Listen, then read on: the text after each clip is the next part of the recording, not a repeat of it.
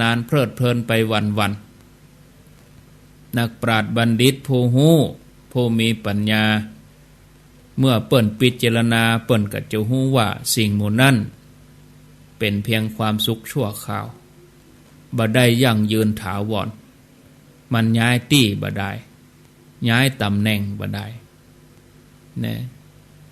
เปิ้นก็จะมุ่งที่จะประพฤติปฏิบัติฮือตานเพื่อขจัดความโลภสละความตระหนี่ออกจากใจหันมารักษาศีลเจริญภาวนาเพื่อจะกลั่นใจตัวเก่าให้บริสุทธิ์จะเป็นเหตุนำไปสู่ความสุขติดแท้คำว่าหยุดนี่สำคัญหยุดนิ่งเวลาที่ใจของเฮาหยุดนิ่งแล้วเข้าไปสัมผัสกับกระแสความสุขเฮาก็จะทราบซึ่งกรรมในทางพุทธศาสนาที่ว่านัตถิสันติปรมังสุขังแปลว่าความสุขอื่นยิ่งกว่าความสงบนิ่งบ่มีถ้าเฮาจะเปรียบเทียบความสุขภายในที่เฮาสุขใจกับความสุขภายนอกเอามาเปรียบเทียบกันมันเทียบกันบ่ได้เลยท่านผู้ฟังญาติโยมจะนั่นท่านทั้งหลายจงหาโอกาสให้กับตัวเก่าเห็นเนอะในการที่จะแสวงหาความสุขภายในเสาะหาทางประเสริฐของชีวิตด้วยการฝึกจิตฝึกใจกู้กับภารกิจการงานที่ทำอยู่ในปัจจุบันเนี่ยการงานก็ทำไปหน้าที่ก็ทำไปบ่ขาดตกบกพร่องเพราะบัดเดี๋ยวนี้คนเฮาส่วนใหญ่ยังบ่ฮู้ว่าเฮาเกิดมาเนี่ยหยังคือเป้าหมายที่แท้ของชีวิตเมื่อบ่ได้อาบน้ำฟังธรรมชีวิตก็จะต้องวนเวียนอยู่กับกระแสแห่งความทุกข์ระทมเหมือนกับนาวาหรือว่าเรือที่หลงทิศหลงทางอยู่กลางมหาสมุทรแต่เมื่อได้อาบน้ำฟังธรรมได้ประพฤติปฏิบัติก็เข้าใจความเป็นจริงของชีวิตแล้วก็เสาะแสวงหาสาระที่แท้เพื่อจะให้บรรลุเป้าหมายสูงสุดการที่พระองค์ในทางพุทธศาสนาว่าการได้อัตภาพเป็นมนุษย์นั้นยากเพราะว่าภาวะของความเป็นมนุษย์เนี่ยญาติโยมเป็นสภาวะที่เหมาะสมต่อการสร้างบุญสร้างบารมีอย่างที่สุดบ่ว่าจะทำความดีอย่างใดก็สามารถทำได้เต็มที่การได้อัตภาพของความเป็นมนุษย์นี่ก็จะต้องอาศัยกำลังบุญกำลังบารมีที่เฮาสั่งสมมาดีในอดีตชาติส่วนการอุบัติเกิดขึ้นของพระพุทธเจ้าแต่ละองค์นั่นเป็นการยากยิ่งกว่านั้นไปแถมเพราะกลัวที่องค์พระสัมมาสัมพุทธเจ้าจะอุบัติเกิดขึ้นมากลัวที่พระองค์เพิ่นจะสั่งสมบุญบารมีจนได้ตรัสรู้เป็นอนุตตรสัมมาสัมพุทธญาณต้องใช้เวลายาวนานอย่างน้อยก็20อสงไขยปลายแสนมหากัปต้องทุ่มเทชีวิตทุ่มเทจิตใจในการสร้างบารมีความถึงพร้อมโดยคณะสมัยอย่างเฮาท่านทั้งหลายจับหรอเกิดมาจับเนี่ยคณะสมัยนี่จับเพราะบางทีเนี่ยญาติโยมบางยุคบางสมัยที่เปิ้นฮ้องว่า1พุทธันดรเนี่ยผ่านไปเนี่ยบางยุคบางสมัยนี่ญาติโยมบ่มีพระพุทธเจ้าอุบัติเกิดขึ้นมาก็มีนะบางทีก็เป็นยุคที่มนุษย์เฮานั่นบ่มีศีลบ่มีธรรมเปิ้นว่าเป็นยุคมืดก็คือสุญญกัปก็คือกัปที่ว่างเว้นจากน้ำธรรมคำสอนบ่มีพุทธศาสนาอุบัติเกิดขึ้นพระสัทธรรมก็บ่บังเกิดขึ้นบางยุคโจกดีมีพระปัจเจกพุทธเจ้ามาตรัสรู้แต่เปิ้นก็ตรัสรู้เฉพาะตน บ่ได้ยินดีขวนขวายในการที่จะสั่งสอนผู้อื่นได้หู้ตามภัยโชคดีมีโอกาสได้ถวายทานกับพระปัจเจกพุทธเจ้าเป็นทักษิณยบุคคลก็ถือว่าเป็นบุญอันประเสริฐแต่เฮาทั้งหลายเกิดมาในยุคสมัยที่พุทธศาสนาเจริญรุ่งเรืองเอาไปเอามาบ่ได้ปะเปื้อนบ่ได้ปะญาติที่จะมาแนะนำให้เฮาได้ฮู้คุณค่าของพุทธศาสนาให้เฮาได้ทราบซึ่งในคุณของพระรัตนตรัยก็ทำให้เฮาท่านทั้งหลายพลาดโอกาสที่จะทำความดีจนไปวัดไปเด้อจนไปฟังธรรมบ่ฟังเตื้อกะฮะจนไปปฏิบัติซ้ำไปใหญ่เลยอันเนี้ยญาติโยมพลาดโอกาสสิ่งที่จะเกิดขึ้นอยู่ตรงหน้าพลาดไปเสียแล้วพลาดโอกาสที่จะฟังธรรมไหลวิทยุไหลไปไหลมาปะใส่พระไหลหนีปะใส่เพลงฟังอยู่นี่หรอกอันนี้ก็แล้วแต่ใครแต่มันบางทีเมื่อมีศรัทธาแล้วพอสังขารตัวเก่าบ่เอื้อไปละบางทีสังขารจัดดีบ่มีศรัทธาเตื้อบางทีสังขารก็ดีศรัทธาก็มีเวลามีหเหมาะบางทีสังขารก็ดีเวลาก็มี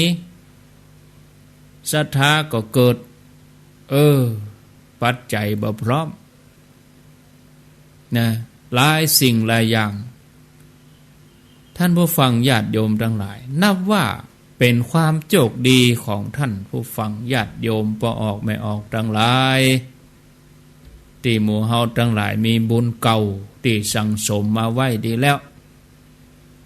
เกิดมาได้ปะได้พบได้หู้ได้หันได้ยินได้ฟังเฮาได้หันตามความเป็นจริงมีสัมมาทิฏฐิบางทีก็จังบ่น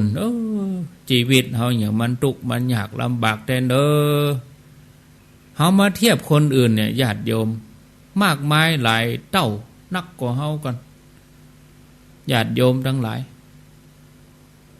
เฮาขี่รถไปตามท้องถนนนั่งรถแอร์เย็นฉ่ำเฮามาจมตุกจมหยักต้มตุกจมหยักแล้วเพิ่นนั่งข้างถนนนั่นล้อขายครัวขายหยังหาบซ่าหาบเปียดขึ้นหล่องเอาล้อญาติโยมลองคิดพอล้อญาติโยมทั้งหลายความลำบากหมู่เนี่ยจะเป็นต้นทุนคือเฮามีกำลังใจเพราะความสุขความสบายหรือว่าบุญเนี่ยบ่ใช่หามาง่ายได้บ่ว่าจะเป็นการได้อัตภาพความเป็นมนุษย์ร่างกายเหมาะสมการได้มาเกิดมาอยู่ในยุคสมัยที่พุทธศาสนาเจริญรุ่งเรืองโดยเฉพาะบ้านเฮาเมืองเฮาเนี่ยสบายถือว่าดีที่สุดล้านนาเฮาเชียงใหม่เฮานี่วันพวกนี้เพิ่นจะมีการสืบชะตาเมืองกะเชียงใหม่ไผใกล้ที่ไหนก็ไปห่วมที่หั่นญาติโยมแจ้งต่างๆนะจุดกลางก็กลางเวียงเนาะแล้วก็ตามแจ้งตามประตูเมืองต่างๆมันพวกเนี่ยเฮาทั้งหลายก็ได้ฮู้ได้หันวัฒนธรรมประเพณี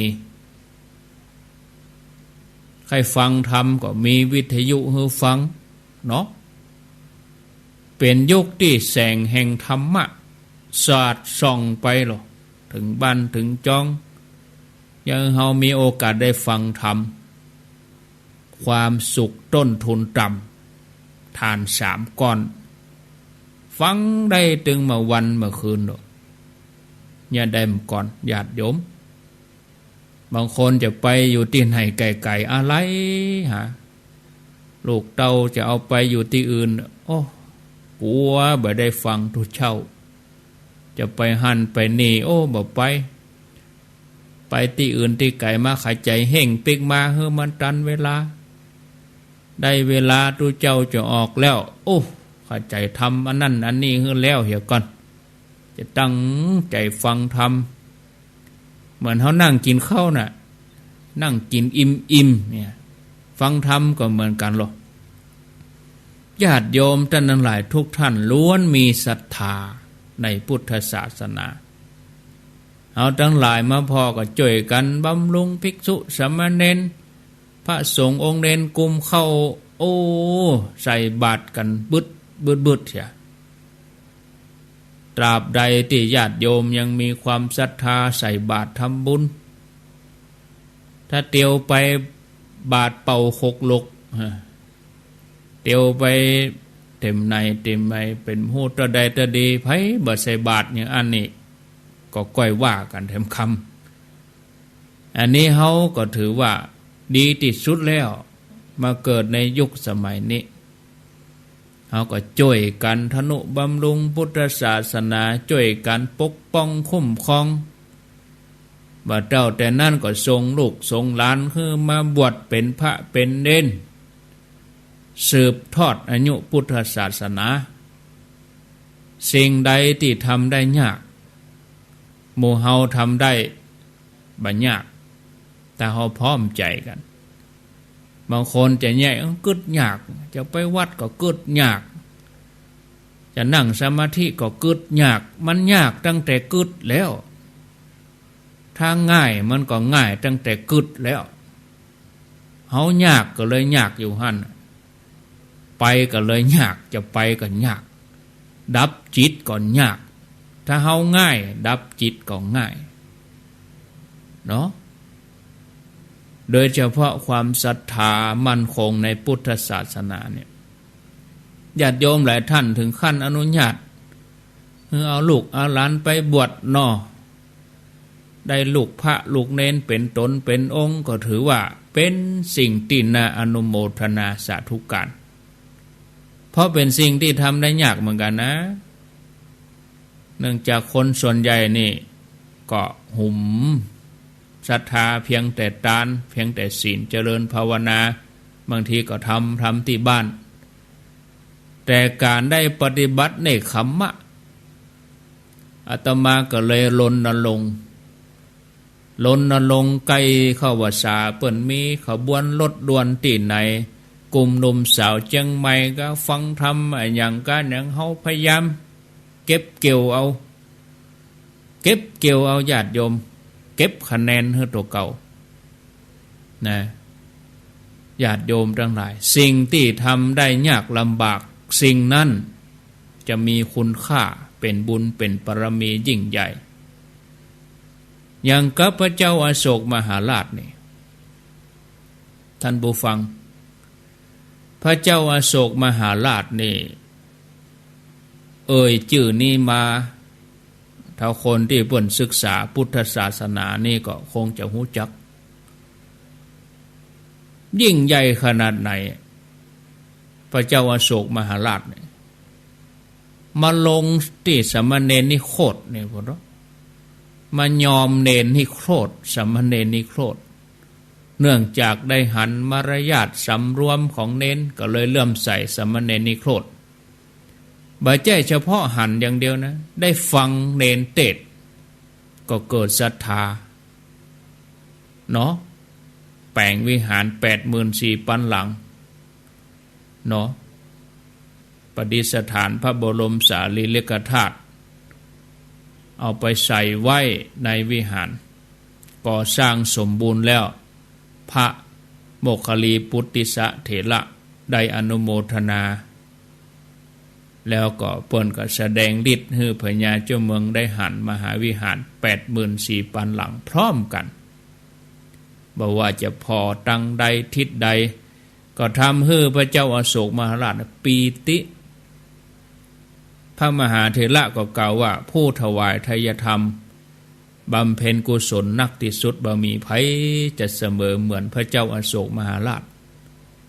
ก็ยิ่งทำให้พระเจ้าอโศกมหาราชนี่มีความปิติซาบซ่านพระองค์ได้ถามมหาเถระว่าตอนนี้ โยมได้เป็นญาติของพระศาสนาแล้วหรือยังพระมหาเถระตอบว่าขอถวายพระพรมหามพิษยังบ่ได้ชื่อว่าเป็นญาติของพระศาสนาเตื้อยังจัดว่าเป็นคนนอกอยู่โอ้ก็โยมตานแตะตานว่าน่ะโยมก็ตานแตะตานว่าน่ะพระคุณเจ้าก็ถามแถมว่าโยมได้บริจาคทรัพย์ถึง90 กว่าโกฏแปลงวัดแปลงว่าแปลงเจดีย์วิหาร 84,000 หลังยังบ่นับว่าโยมเป็นญาติพระศาสนาเตื้อกาก็น้อยใจรุ่นนี้เห็นเนาะอันนี้อาตมาเติมมาคนเดียวที่จริงเปิ้นบ่มีพระมหาเถระก็ตอบว่าขอถวายพระพรมหาบพิตรได้ชื่อว่าเป็นปัจจยทายกคือเป็นผู้อุปถากถวายจตุปัจจัยทายธรรมเป็นบุญเฉพาะพระองค์ต่ออันส่วนผู้ที่อนุญาตให้พระโอรสพระธิดาบวชเอาลูกเอาเต้ามาบวชก็ได้ชื่อว่าเป็นญาติของพระศาสนาที่แท้แน่นอนโยมหลายท่านฟังอยู่แล้วเฮามีลูกบ่จ่ายบ่มีหลานบ่จ่ายยังไดก็ไปเป็นเจ้าภาพกะได้ยินข่าวเปิ้นบวชที่ไหนเฮาก็ไปปวารณาเอาลูกเปิ้นมาบวชอยากรับอาสาเป็นธุระอัฐบริขารผ้าไตรผ้าหยังอันเนี้ยจัดว่าได้เป็นญาติพระศาสนาปัญญาเจ้าเมืองเปิ้นก็มีพระประสงค์จะฮือโอรสธิดาพระโอรสพระธิดาเปิ้นก็มีศรัทธาอยู่แล้วต่างก็ขออนุญาตออกบวชด้วยความสมัครใจบวชแล้วก็ตั้งใจประพฤติปฏิบัติจนได้บรรลุธรรมนับตั้งแต่นั้นมาพระเจ้าอโศกก็ทนุบำรุงพุทธศาสนาเจริญรุ่งเรืองตั้งกองทุนเป็นบุญต่างๆเพื่อบ่ให้สงฆ์จะต้องได้ลำบากพุทธศาสนาก็เลยเจริญรุ่งเรืองในยุคนั้นท่านผู้ฟังญาติโยมทั้งหลายไผก็ตามอยากที่จะเป็นญาติของพุทธศาสนาที่แท้ก็เอาลูกเอาหลานมาบวชเป็นตุเป็นพระอยู่วัดอยู่ว่าแม้จะเป็นระยะเวลาสั้นอย่างที่โยมถามลูกโยมบวช7 วัน15 วันเขาว่าบวชตะอี้มันไปได้อย่างเนี้ยอย่างจะบ่ได้ก็ได้บวชท่านแล้วเหรออย่างน้อยแม่ก็หันลูกนึ่งผ้าเหลืองชั่วโมงเดียวก็ถึงได้แล้วดีกว่าบ่ทำอย่างเสียเลยอย่างน้อยก็มีศรัทธาหันแล้วบ่กี่วันก็ตามเถอะ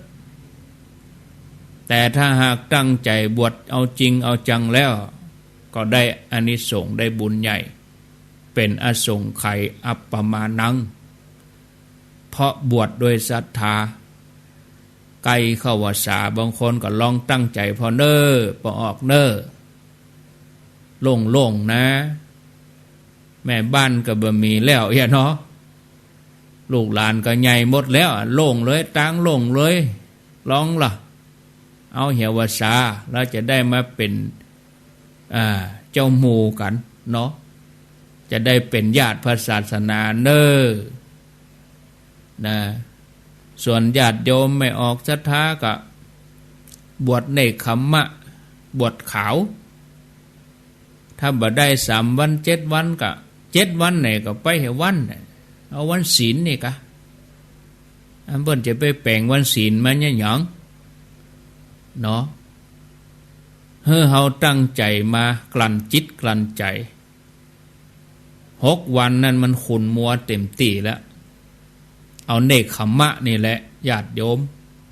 ตานะปะละมีศีละปะละมีว่ากันมาจนเต็มที่ตานเต็มที่เฮาทำตลอดศีลก็ว่ากันตลอดไปงานไหนก็ฮับศีลฮับศีลแต่ว่าลองเนกขัมมะพอมันจะยากไปที่ไหนเนาะถ้าเมื่อเฮามีโอกาสได้ชำระกายวาจาใจสะอาดบริสุทธิ์แล้วก็มีโอกาสได้ปฏิบัติเต็มที่นี่ ศรัทธาญาติโยมนะโอกาสที่จะมีเขาก็อาศัยจังหวะที่เขาจะได้ประพฤติปฏิบัติเพราะการประพฤติปฏิบัตินี่เป็นสิ่งที่มีคุณค่าที่สุดต่อตัวญาติโยมเองต่อตัวครอบครัวโยมตัวศรัทธาตัวครอบครัวญาติโยมศรัทธาต่อโลกต่อสังคมการที่จะทำให้สังคมเฮาสันติสุขได้